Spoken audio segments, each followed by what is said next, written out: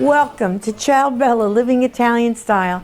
I'm your host, Barbara Ann Zippi, and I'm bringing you my adventures in Abruzzo once again from Radnor Studio 21 on the main line outside of Greater Philadelphia in Radnor, Pennsylvania.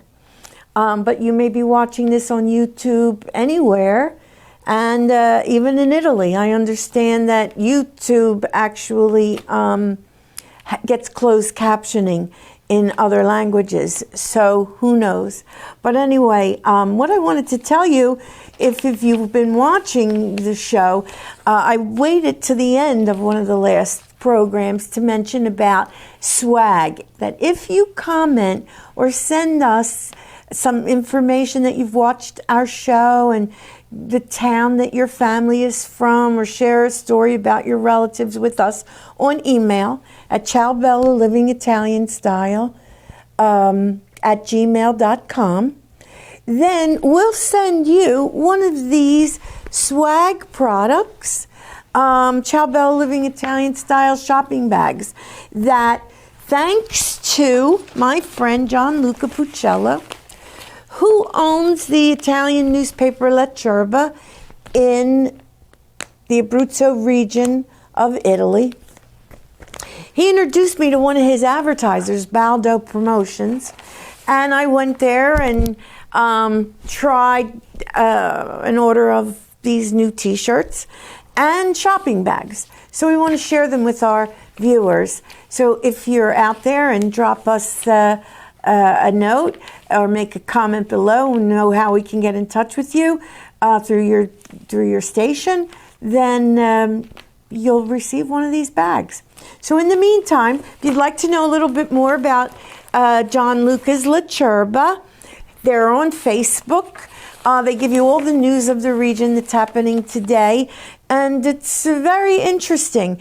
Also, in the November 23rd issue of the Italian American Herald, which they'll put up the website on, you could see the lineup of Gianluca's staff at La Cerba. I was invited to one of their meetings where the graphic designers, the salespeople, the editor, writers, they were all there in a beautiful setting in Loreto Aprutino. And in the November 23rd issue, you can see that there. So let's start with some of the pictures that we have to show you today. Oh, this is the full moon in October from my balcony. I stay with my grandmother's 89-year-old niece, who doesn't speak any English, so it makes me really speak Italian. But this is the full moon shining on, you could see in the background, a steeple. And that is the church of Saint Roch in Loreto Aprutino, near the cemetery, my mother's favorite church. And actually, there's a painting of Giotto in there, one of the medieval famous artists. And the new mayor in the town is having, it's been closed for a while because of the earthquake. Even though the earthquake was in L'Aquila, Loreto had side effects from it. And now the church is under construction. So I wanted to show you some of the streets and the doors and some of the beautiful village of this little town on the mountain. Okay, so on the right-hand side is the church, and then if the next two rows down is the balcony of the little beautiful place that I'm staying in. Okay, so now let's go back, and this is the entrance to the house part of where I'm staying, the little road. Now here's where the Abruzzo region is. When people say, oh, where is Abruzzo? Because you all know where Tuscany is, and Venice, and Florence, and Naples. So Abruzzo's on the Adriatic Sea on your right. If you go right across on the left from the orange-yellow area, that's where Rome is. And Abruzzo is the region where many people in the tri-state, Pennsylvania, New Jersey, Delaware area, almost 80% of the Italian immigrants came from Abruzzo. It's where the bricklayers were and the stonemasons were. So if you go advance to the next, you'll see the evidence of this in the town. So one morning, my cousin texted me and she said, Barbara, the old cars are in the square. So this is La Piazza of the town square, just steps away from where I stay. In the background, all the way up on the hill, that's the new section of Loreto Aprutino, where the newer homes, apartments are built. But my late husband's hobby, he loved classic cars, and how cool to see their car club come out. A lot of them hadn't been out since COVID, and you could see look at the flooring of the street, the old cobblestones and all. Really super cars, beautiful cars, just like the guys here in the United States love their cars. All over the world, I think it's a hobby for everybody to enjoy. I never knew such old cars existed in Abruzzo, and they're hidden in these old horse and donkey garages, convertibles, wind-ups, beautiful. This one, they're all ready for a picnic. Reminds me of an old VW bus, and you could see how the door handle is and the way it opens up. I wish I knew and could tell you the years and the makes and the models. And this, of course, is the old Vespas, where they all ride and still ride motorcycles and Vespas through the cities and the hillside towns. And again, you can see this is the town square. In the back is the coffee shop, one of the coffee shops, the jewelry store, the bread store, all those buildings at the bottom, all those different storefronts or something, the butcher, the baker, the candlestick maker. Anyway, this car was great. I couldn't publish all of these. They're in the Italian American Herald newspaper in the, what issue did I say? The December issue. But I couldn't put all the pictures in there to show you all the angles of the cars. This was really surprising, but of course not surprising. Why wouldn't they have German cars in Italy? And then what else do we have here? Oh, that was a beauty. That was a beauty. And a VW bug, just amazing. Same thing with this. I expected to see more Maseratis, Lamborghinis, but you really saw the old classic cars here, and the guys, proud to stand by their cars. And this is the organization in Abruzzo who sponsored the car club, who sponsored the show that day. So, and this was a real hit because he had to wind this up a lot. It was a great attraction. And there's that picnic car again, ready to travel any place. Love, I have to find somebody that has one of those old-fashioned convertibles to ride through the mountain towns with. That's another beauty, another beauty. One was more beautiful than the rest. Nobody voted on Best of Show. At least I didn't see any ballots. But I wouldn't have been able to choose because they were all so unique. But it was really cool. In the background, that building in the background, the bottom level is a bank. The top level, and then the what you see on top of the roof is actually an open balcony. That was an apartment or a home that was recently for sale. But I saw that the sale sign came down, so I don't know who bought that property in Loreto Aprutino. But the properties are very reasonable, very real estate in these little mountain towns. They advertise some you could buy for $1, but $50,000 could get you a nice little home in the middle section of the Villages.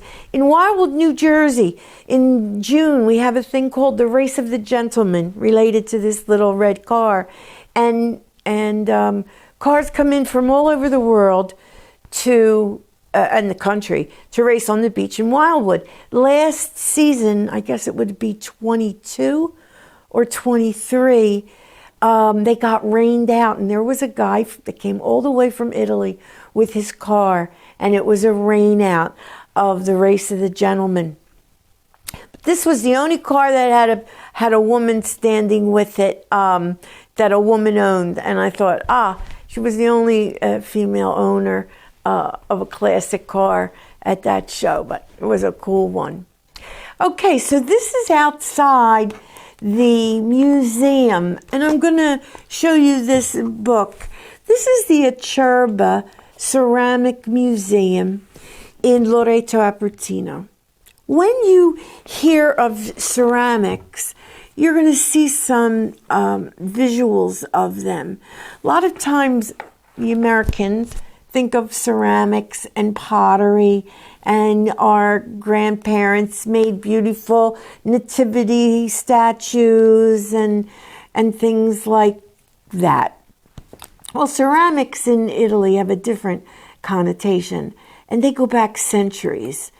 And in the little town of Loreto Aprutino is a beautiful ceramic museum, thanks to a gentleman named Acerba, who during the war, prior to the war, had a wonderful collection in the town, and he was one of the royal members of the royal families in the town of Loreto Aprutino.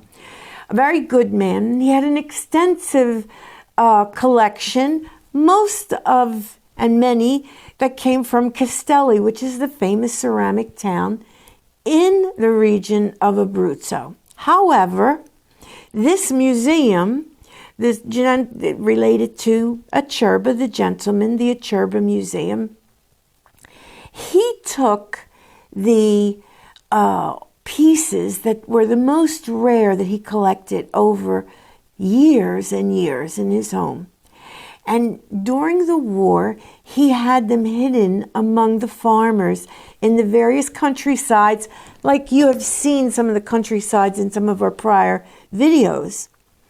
And he hid for years, months, from farmer to farmer, and protected his collection that he put in this museum.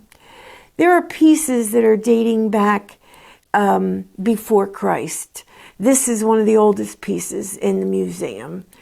I went in to take video that did not come out like we were able to show you. Everything is in Roman numerals, but it's old pieces and tiles, dishes, vases, apothecary. Now this, to keep a handle on this picture here, these are old antique pieces of ceramics through the years. But in one of the, mentioned about the Church of St. Rocco with the earthquake from L'Aquila, well, these ceramics were in dire danger when that earthquake hit. The only damage that happened in this museum is that one crooked picture on the right-hand side at the top was not in its right position after the earthquake, that they all ran to that museum to see what happened to this magnificent collection, and they were lucky. You can go to the next one. None were destroyed. And so they leave that picture crooked as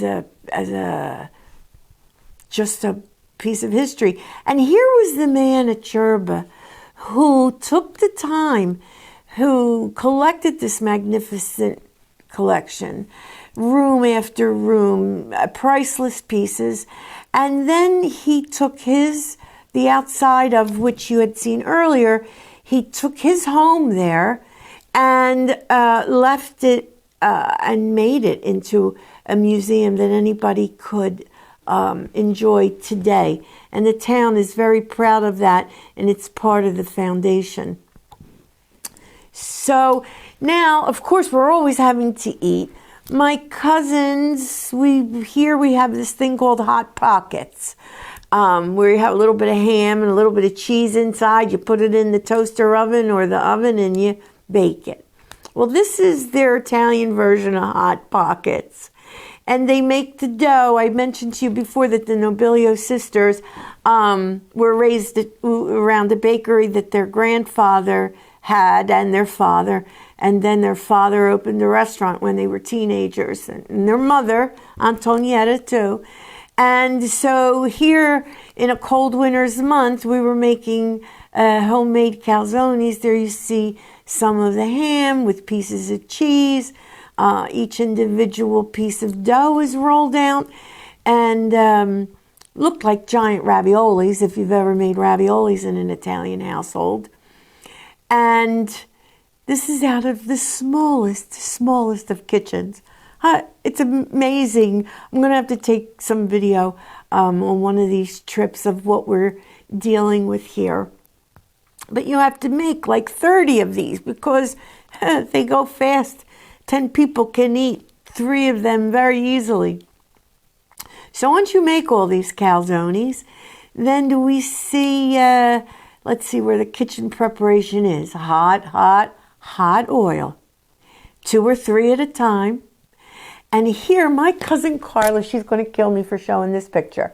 She actually changes her clothes, closes the door to the kitchen, to the rest of the house, opens the balcony door of the kitchen, puts on a shower cap because it is a smelly process and a dirty process to fry all those individual calzones. I can't tell you how they bubble up and the sizzle of those frying pans. I wish I had the video, but I will be getting that one of these days shortly. There it is coming out of the frying pan, draining them a little bit. And I think we have, again, multiplying. That's the little table where we made them all on. And here is sharing that meal and one of them broken up. I think we have one opened up. There we go. Oh my goodness.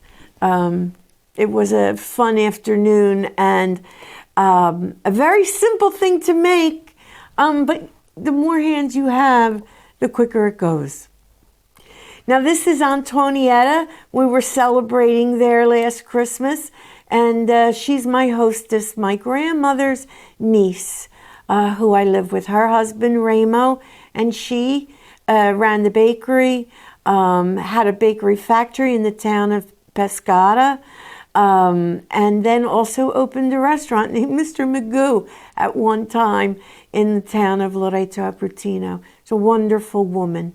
And now this is in the United States, North Broad Street, at a wonderful restaurant called Osteria on North Broad Street. If you haven't been to North Broad Street in Philadelphia, you are in for an experience. There's 2 great restaurants there. One is in the Divine Lorraine Hotel, and you can find an article on them in the Italian American Herald. They were featured, a husband and wife owner. But we happened to go to Osteria at the invitation of the Italian consulate. That was the owner in the past picture. This is the owner. Beautiful, what do you call it? Veranda outside of Osteria, where we were there for an olive oil tasting, courtesy of this mayor, from Regalio. On the right-hand side, you'll see Cristiana Miele. She's the Italian consulate in the city of Philadelphia that covers 7 states. The olive oil producer from the farm in Tuscany behind her. And on the left is Sindaco, meaning Mayor Piero Gionti. And he represents the community of Reggello in the Tuscan region of Italy. And we were there to taste their olive oil, which is below this lid, with the most delicious. Now, we talked about green olive oil. This was within his trip. He brought these from the production in the fields, and it was green gold, green gold. And so you can see here, we were getting some information from some speakers that evening on the different Italian things. The owner of Osteria made the most delicious focaccia bread that you can see. You can see how green it is.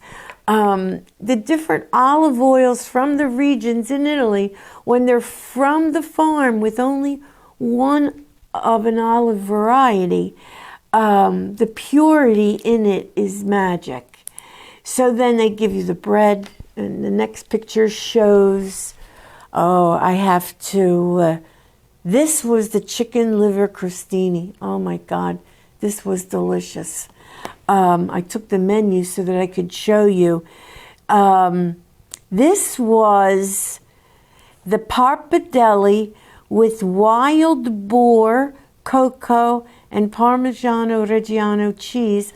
Of course, he came along and sprinkled some olive oil on it too, and that pappardelle was homemade.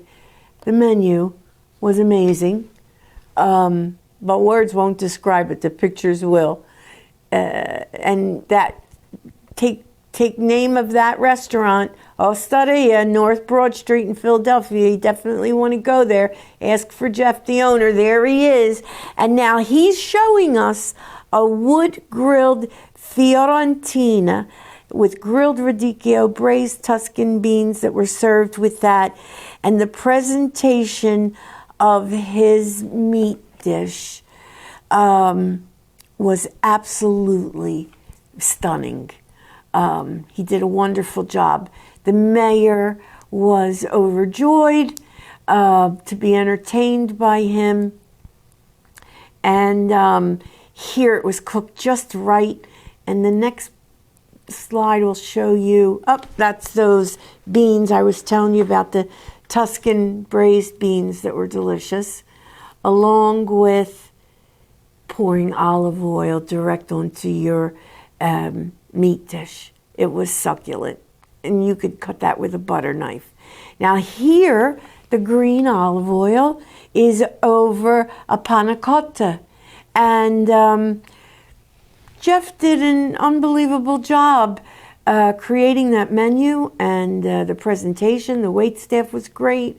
If you haven't a chance to experience a meal, their pizza, this was one of his specialty sweet treats, their version of the Italian sweet bread, which is not a bread, it's a sweet. So that was a fun thing.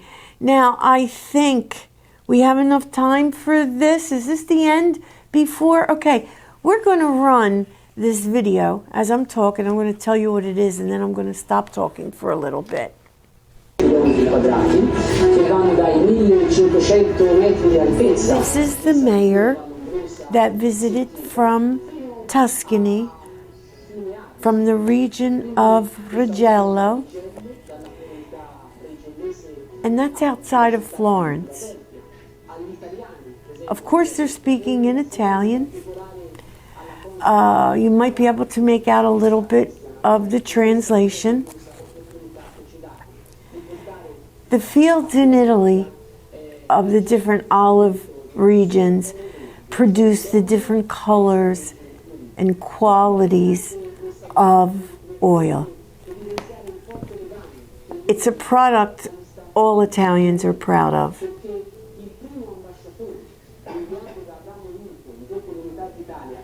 appunto in Italia, si è innamorato di Mugello, di Vallombrosa, della sua foresta, e infatti è morto a Vallombrosa. E questo è un legame forte che ci fa ancora di più sentire quanto per noi il popolo americano e gli italiani in America sono vicino al nostro cuore.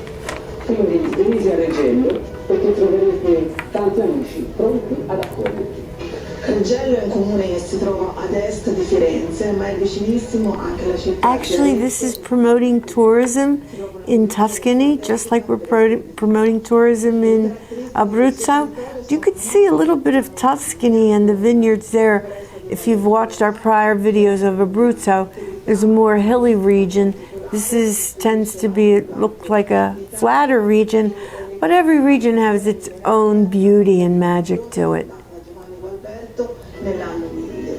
Grazie alla vasta rete di sentieri, la foresta può essere esplorata da tutti coloro che vorranno visitarli. La parte collinare invece è caratterizzata dalle balze, che sono delle formazioni di argilla molto particolari che fanno da scudo. So if you have the chance to make Italy in your plans,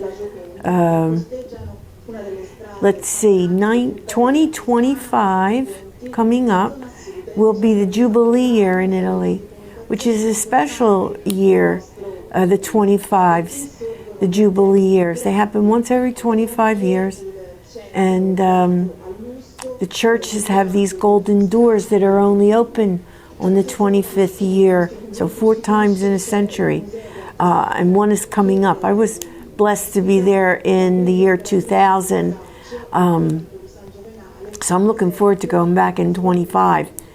If you're Catholic, when you go through those churches, you get a plenary indulgence.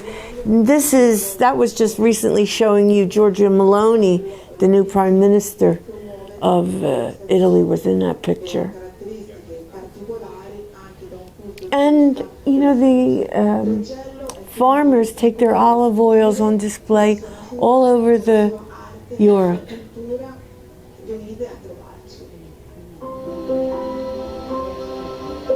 I think that's the end of that, right? So, what I want to tell you, because it's getting to be the end of the program, I hope you enjoyed today's adventures. They were a little bit more than adventures in Abruzzo because they brought you a little bit of Tuscany too. But no matter where you are in Italy, it's beautiful. If you have the chance to go, you always have to go see the major attractions. But when you have a chance to go off the beaten track, please take advantage of it.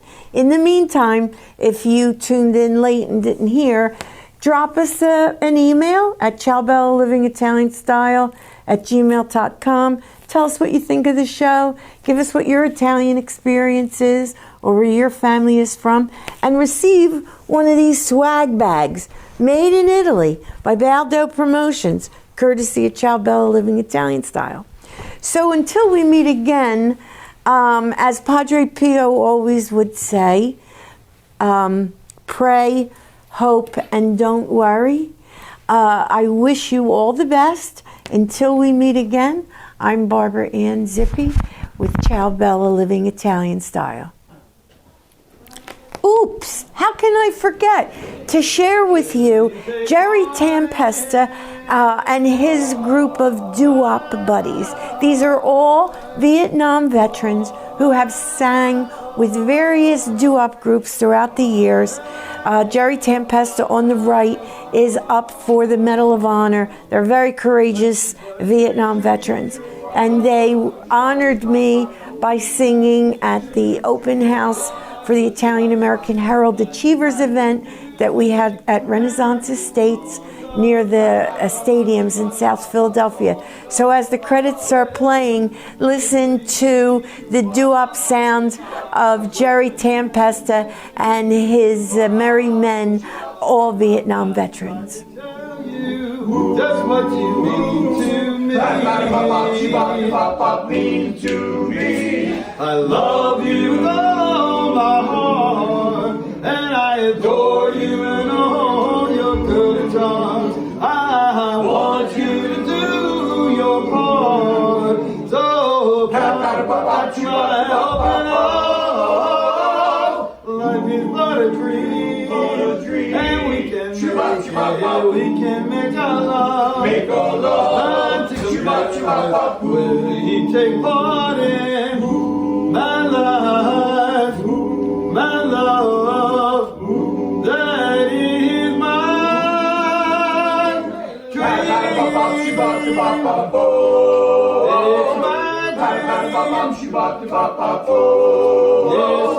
dream. It's my dream.